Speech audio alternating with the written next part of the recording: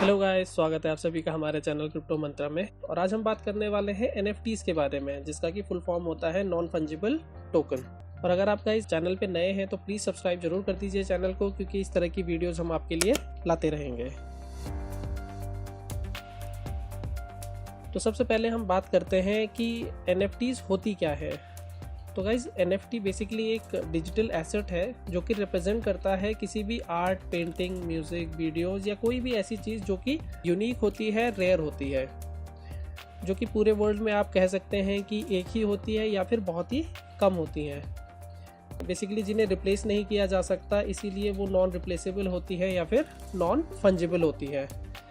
For example, अगर आप कहते हैं कि आपके पास 10 रुपये का कॉइन है तो उसकी वैल्यू क्या होगी कि 10 रुपये ही रहेगी, उससे ज़्यादा की वैल्यू आपको नहीं मिलेगी उसकी, क्योंकि ये कॉइन जो है ये बहुत ही आसानी से मार्केट में अवेलेबल होता है, बहुत इजीली आपको मिल जाता है। लेकिन वहीं अगर आप कहते हैं कि आपके पास 10 पैसे या फिर 5 पैसे के कॉइन है, तो शायद कोई इंसान आपको मिल सकता है जो कि कलेक्टिबल चीज़ों में इंटरेस्ट रखता हो, इस तरह की चीज़ें ख़रीदता हो, और वो मतलब आपको 10 पैसे के बदले मतलब कई ज़्यादा जो उसकी वैल्यू है, मे बी हज़ारों रुपए दे सकता है, क्योंकि वो 10 और 5 के जो कॉइन होते हैं वो, या फिर कोई भी ऐसी चीज़ जो कि यूनिक है, वैल्यूएबल है, उसकी कीमत काफ़ी ज़्यादा होती है।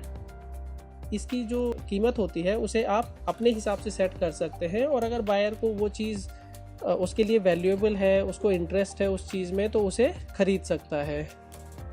तो ये है इसका मतलब। और NFTs जो है बाई और सेल कर सकते हैं आप, जैसे कि आप क्रिप्टो करेंसीज़ को कर सकते हैं ऑनलाइन। और NFTs भी उसी तरह की बेसिकली प्रोग्रामिंग लैंग्वेज से होती है, जैसे कि जिस प्रोग्रामिंग लैंग्वेज से क्रिप्टो करेंसीज़ बिल्ट होती है। और उसके बाद हम बात करते हैं कि जो NFTs जो आप ख़रीदते हैं उसकी वैल्यू क्या होती है, या इनकी सच में वैल्यू होती है या फिर सिर्फ आप शौक के लिए या दिखावे के लिए ख़रीद रहे हैं।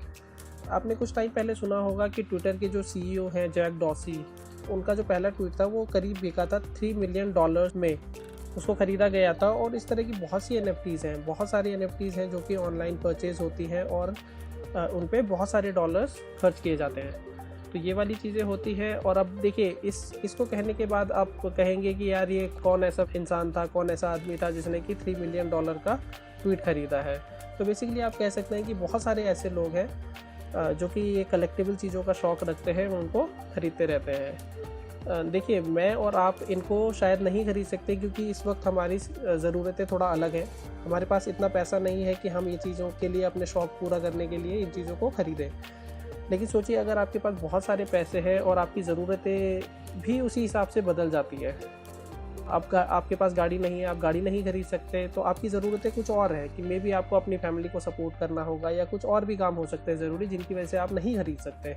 लेकिन जब आपके पास पैसे आ जाते हैं तो आपकी ज़रूरतें भी चेंज हो जाती है और आप अपने पसंद की चीज़ें ख़रीद पाते हैं। मतलब फिर चाहे वो गाड़ी हो, घर हो, या फिर NFTs ही क्यों ना हो। तो वही बात है, जिनके पास पैसा होता है वो NFTs खरीद रहे हैं, और उनकी ज़रूरतें भी आपसे और मुझसे काफ़ी अलग हैं। और आखिर में हम बात करते हैं T यानी कि टोकन के बारे में। तो गाइस, जो ये NFT टोकन है, उन्हें आप आसान शब्दों में कहेंगे तो आप इसे पब्लिक सर्टिफिकेशन कह सकते हैं। मान लीजिए कि जैसे अभी क्या होता है कि रियल वर्ल्ड में पेंटिंग हो गई, किसी की भी पेंटिंग है, MF हुसैन या किसी भी आर्टिस्ट की पेंटिंग है, तो आप उसकी कॉपीज़ बना सकते हैं, बेसिकली उसको डुप्लिकेट कर सकते हैं किसी तरह से। लेकिन जब एक्सपर्ट्स के पास वो जाएगी और वो वेरीफाई करेंगे उसको, तो बेसिकली वो जब उस पेंटिंग को वेरीफाई करेंगे तो उसमें कुछ ऐसी चीज़ें होंगी जो कि साफ उनको पता चल जाएगा कि ये ओरिजिनल नहीं है और आपने इसको डुप्लिकेट किया हुआ है।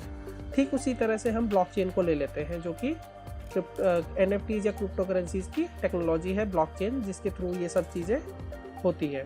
जैसे कि आपने अपने डिजिटल आर्ट को पब्लिश किया, मान लीजिए, तो ऐसे हज़ारों लाखों कंप्यूटर्स होते हैं जो कि टोकन क्रिएट करते हैं, जो कि आपने जो आर्ट डिजिटली पब्लिश की है या बनाई है उसके लिए होती है, जिसे कि कभी भी किसी भी टाइम वेरीफाई किया जा सकता है और उसको मतलब बताया जा सकता है कि ये ओरिजिनल है कि नहीं है।